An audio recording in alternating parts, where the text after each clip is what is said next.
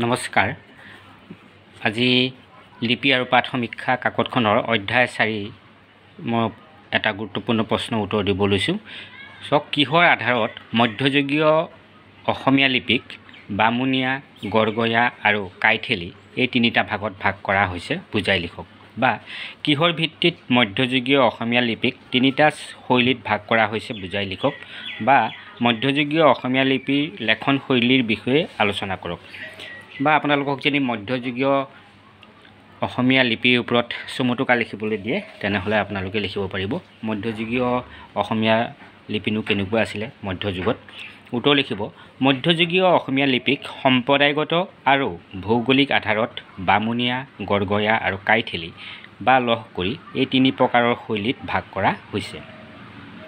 বামুণীয়া আৰু কাইথেলী বা লহকৰি শৈলীক সম্প্ৰদায়ৰ আধাৰত ভাগ কৰাৰ বিপৰীতে গড়গঞা শৈলীক ভৌগোলিক আধাৰত ভাগ কৰা হৈছে। বামুণীয়া লিপিনো কি এতিয়া বা বামুণীয়া শৈলী? বামুণীয়া লিপি অসমীয়া লিপিৰ এক জাতিগত প্ৰকাৰভেদ।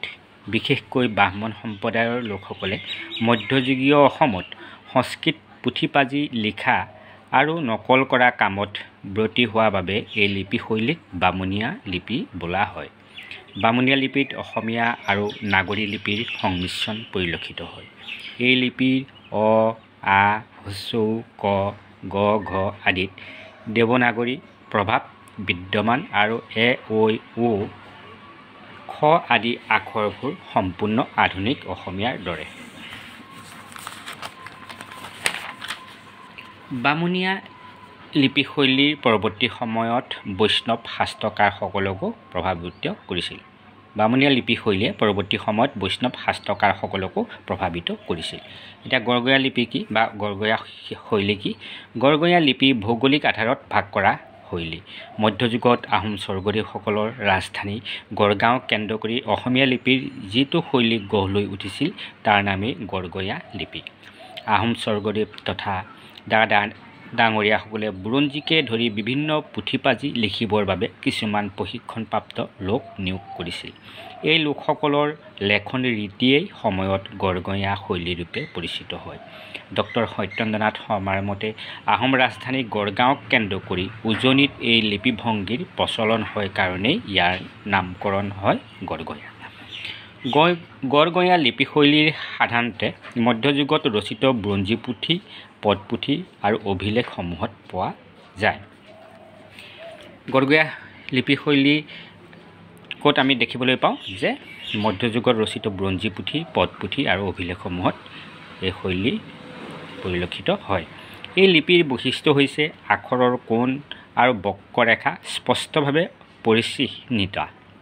এই লিপি শৈলীৰ অ, আ, হ্ৰস্ব ই, দীৰ্ঘ ঈ প্ৰায় আধুনিক গঢ়ৰ। আখৰৰ গঢ় অতি সুন্দৰ। কোনো লিপিবিদৰ মতে এই শ্ৰেণীৰ শৈলীত টাই লিপিৰ প্ৰভাৱ বিদ্যমান। বিশেষকৈ বুৰঞ্জী পুথিসমূহৰ আখৰত টাই লিপিৰ বক্ৰতা পৰিলক্ষিত হয়।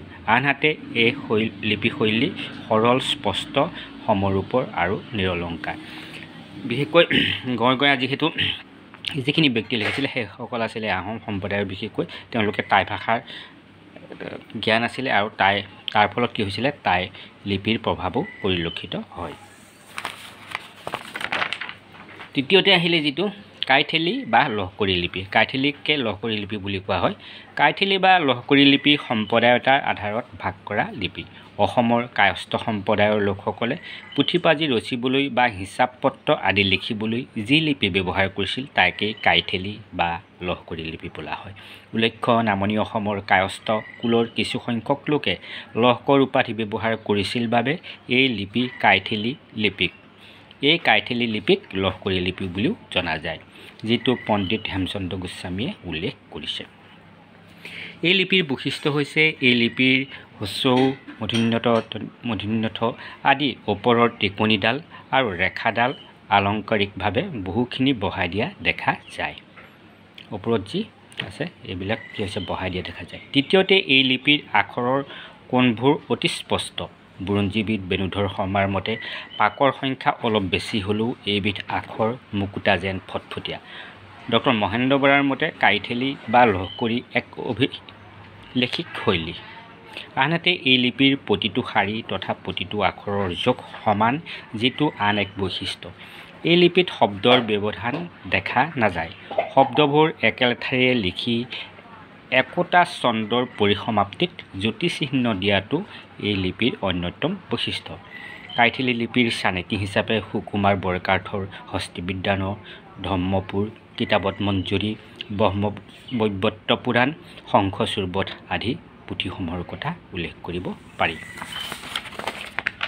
উপৰোক্ত আলোচনাৰ পৰা এই সিদ্ধান্তত উপনীত হ'ব পাৰি যে মধ্যযুগৰ অসমীয়া লিপিৰ তিনি ধৰণৰ শৈলী পৰিলক্ষিত হয়, যিসমূহক সম্প্ৰদায়গত আৰু ভৌগোলিক আধাৰত ভাগ কৰা হৈছে। কিন্তু গড়গয়া, কাইথেলী আৰু বামুণীয়া এই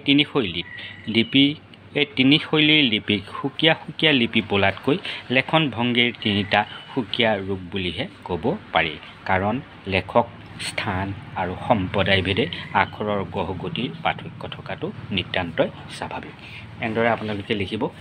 এইখনৰ ইতিমধ্যে মই কেইটামান দিছোঁ আগতে, আৰু কেইটামান দিবলৈ চাম, গুৰুত্বপূৰ্ণ বুলি ভবা। আপোনালোকে লাইক কমেণ্ট কৰি কেনেকুৱা হৈছে জনাব ভিডিঅ'টো, আৰু নতুনকৈ অহাসকলে চেনেলটো ছাবস্ক্ৰাইব কৰি ল'ব, আৰু সকলো ধৰণৰ গুৰুত্বপূৰ্ণ প্ৰশ্নৰ উত্তৰৰ বাবে এই চেনেলৰ মেম্বাৰশ্বিপ লৈ ল'ব। আজিলৈ আহোঁ, ধন্যবাদ।